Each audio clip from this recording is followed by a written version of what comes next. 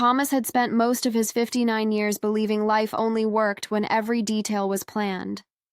He'd mapped out his career, his finances, even the way he folded his shirts. But on that soft September evening, sitting in his quiet study while the light turned gold behind the curtains, he felt something shifting inside him, like a door he'd kept locked was slowly opening. It had started 3 months earlier, on an ordinary Tuesday, when Evelyn walked into the local art center where he volunteered. She had silver hair that caught the sun and eyes the color of morning sky. Her lavender cardigan reminded him of his grandmother's garden, the same calm shade that always hinted at warmth beneath restraint. She was there to sign up for a pottery class.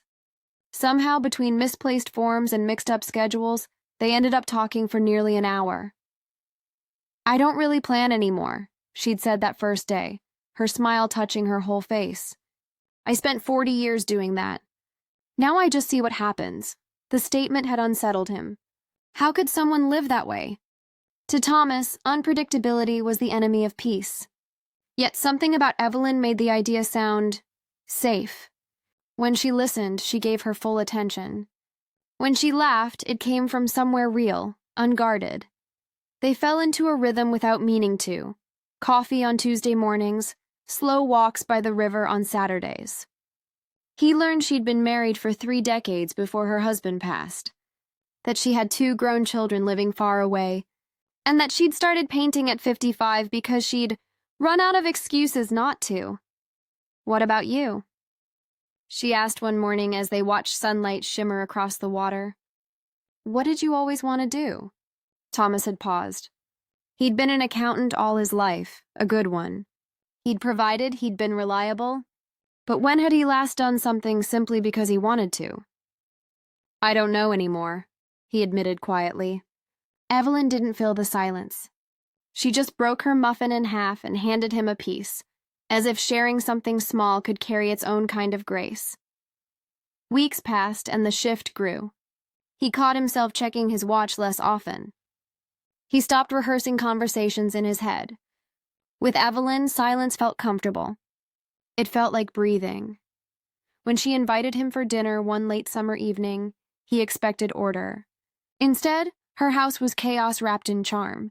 Books piled on chairs, half-finished paintings leaning against the wall, mismatched dishes stacked high. It should have made him anxious, but it didn't. It felt alive. "I'm not much of a cook," she confessed, stirring something fragrant, "but I like the trying part." Dinner was simple: pasta with vegetables from her garden, bread from the bakery, red wine she'd chosen, because the label made me smile. They ate on her porch as twilight faded. It was the best meal he'd had in years. Afterward, they sat on the porch swing while the neighborhood softened into quiet. Evelyn tucked her feet beneath her and said softly, "Can I tell you something?" "Of course. I'm glad I met you, Thomas. You remind me that it's okay to take things slow." He looked at her, startled. "I thought I was too slow. Too cautious." She shook her head. "No, you're thoughtful. You pay attention."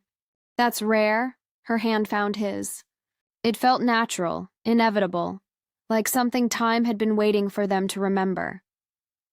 From that evening on, the rhythm between them deepened. There was no urgency, just the quiet unfolding of 2 people learning to trust again. They cooked together, watched old movies, and traded stories about the years behind them. Evelyn told him about her late husband, how he'd terrified her with his spontaneous trips, and how she'd later realized he was simply asking her to trust life. Those words lingered in Thomas's mind. For years he'd thought control kept him safe, but maybe it had only kept him small. One Saturday, he called her early. "Get ready," he said.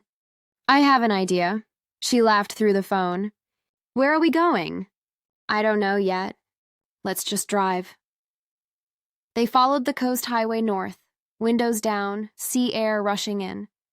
They stopped at a tiny antique shop, where Evelyn fell in love with a blue glass vase. Without thinking, Thomas bought it for her. They had pie at a roadside diner, walked a beach neither had seen before, and let the day surprise them. As the sun slipped low, they sat on driftwood watching waves glitter in the fading light. Evelyn leaned her head on his shoulder. "Thank you," she whispered. "For what?" "For letting go a little." He smiled, feeling something deep inside him loosen. "It feels good." "Scary, but good." "The best things usually are," she said. The ocean kept its rhythm, steady and endless, and Thomas realized he no longer needed to know what came next. For the first time in years, uncertainty felt like freedom.